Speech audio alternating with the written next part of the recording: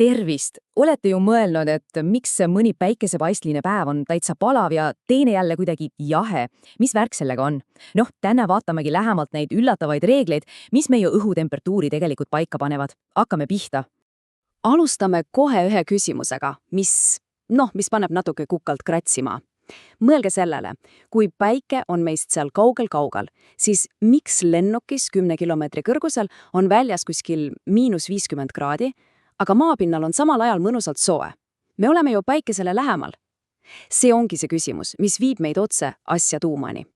Okei, lähme siis selle mõistatuse kallale. Ja selgub, et see, kuidas me arvame, et õhk soojaks läheb, on tihtipeale täiesti vale. See kõik on tegelikult palju kaudsem. Ja siin ongi see põhireegel, see kõige tähtsam asi. Päike ei soojenda otseselt õhku. Üldse mitte.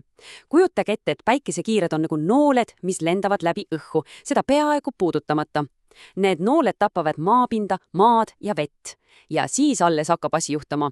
Maapind ise muutub justkui hiiglaslikuks, kuumaks pliidiplaadiks ja hakkab soojendama õhku, mis on otse tema kohal. Alt üles, mitte ülevalt alla.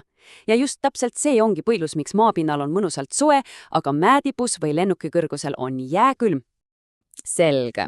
Nüüd me siis teame, et maapind on meie pliit. Aga miks see pliit on suvel tulikuu ja talvel vaevuläige? Siin tulebki mängu järgmine suur tegur. See, mis nurga all päike meile peale paistab. Vaadake neid kahte pilti. See on ju täiesti päevselge. Suvel on päike otse meie pea kohal, kõrgel taevas ja tema kiired on nagu prožektor, mis suunab kogu oma energia otse ühte punkti. See on kontsentreeritud võimas kuumus, aga talvel päike on madalal, peaaegu silmapiiril. Tema kiired langevad maapinnale väga lauge nurga all ja see energia hajub laiali palju suuremale pinnale. Sama energia, aga laiali lautatuna. Lihtne reegel, mida kõrgemal on päike, seda kuumemaks ta maapinna kütab. Aga oodake, see pole veel kõik. Asi pole ainult päikese nurgas. On veel üks asi, mis on vähemalt sama oluline ja see on aeg. Lihtsalt see, kui mitu tundi see pliit üldse sisse on lülitatud ja see erinevus suve ja talve vahel on, see on lihtsalt meeletu. Ja vaatame numbreid. Kõige pikemal suvepäeval on meil lausa 18 tundi kütmiseks ja ainult 6 tundi jahtumiseks.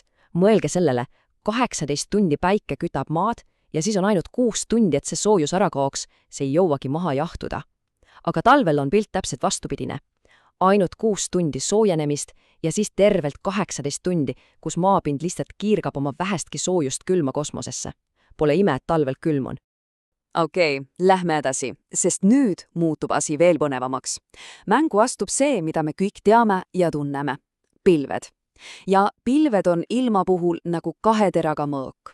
Nende mõju on täiesti erinev, olenevalt sellest, kas on päev või öö. Päevasel ajal on asi lihtne. Pilved on nagu hiiglaslik valge päikesevari. Nad on ju heladadeks ja nad lihtsalt peegeldavad suure osa päikese kiirgusest tagasi kosmosse, enne kui see üldse maapinnani jõuab. Sellepärast ongi pilvine suvepäeval palju mõnusam ja jahedam kui lauspäike.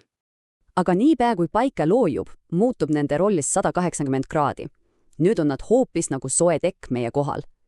See soojus, mis maapinnalt üles kiirgab, ei pääse enam kosmosesse ära. See põrkab pilvedelt alla tagasi ja see hoiab meid soojas. Mõelge sellele, selge tähistaevaga öö on peaaegu alati palju külmem kui paksult pilvesöö. See ongi see tekiefekt. Hästi. Järgmine reegel on ka midagi, mida me tegelikult kõik teame, aga võib-olla pole sellele nii mõelnud. See on see, millele päike üldse paistab.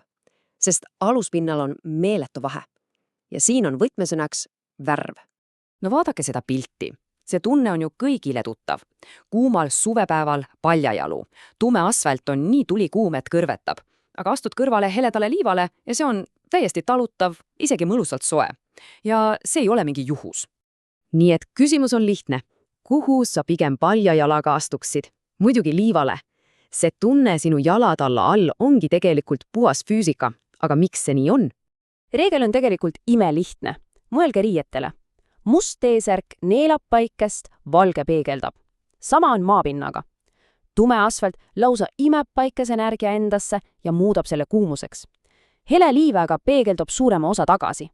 Ja mis kõige tähtsam, see tulikuum asfalt toimib palju võimsama pliidiplaadina kui jahedam liiv.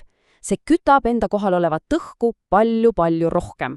Ja nüüd viimane suur tegur. ja see on maa versus vesi, sest need kaks käituvad soojusega täiesti erinevalt. Mõelge veest kui hiiglaslikust soojusakust. Maa on nagu sprintja. Päike tuleb välja ja ta läheb kohe kuumaks. Päike läheb looja ja ta jahtub kohe maha. Kiirelt üles, kiirelt alla. Vesi on aga nagu maratonijooksja. Ta soojeneb väga aeglaselt, terve suve jooksul. Ja jahtub samamoodi väga aeglaselt, terve sügise ja talve. Ja see ongi see põhjus, miks rannikul on kliima palju pehmem ja stabiilsem kui sügaval sisemaal. Aga miks vesi nii aeglane on? No, siin on mitu põhjust. Esiteks, päike ei soojenda ainult veepinda, kiired lähevad ju sügavamale. Teiseks, lained ja hoovused segavad seda sooja vett pidevalt ringi. Ja kolmandaks, aurustumine veepinnalt on nagu higistamine. See jahutab pinda.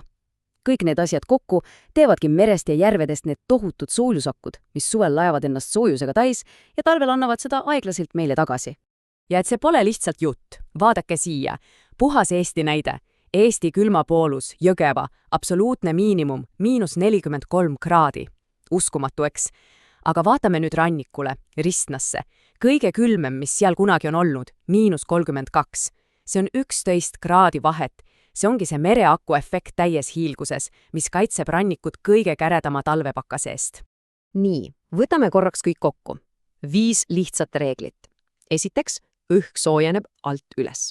Teiseks, päikesenurk ja päevapikkus teevad aastaajad. Kolmandaks, pilved on päeval vari ja öösel tekk. Neljandaks, tume pind neelab, hele peegeldab. Ja viiendaks, vesi on hiiglaslik soojusaku. Kui te need 5 asja meelde jätate, on teil justkui ilma röntgennägemine. Te vaatate maailma ringi ja saate aru, miks asjad on nii, nagu nad on. Ja nüüd, lõpetuseks, väike ülesanne teile. Kui te täna õue astute, siis lihtsalt vaadake ringi. Pange tähele, kui erinev on temperatuur asfaldil ja murul. Mõelge, kas tuul puhub merelt või sisemaalt. Vaadake pilvi ja mõelge, kas need teevad ilma jähedamaks või soojamaks. Te teate nüüd mängureegleid. Vaadake, mida uut te märkate.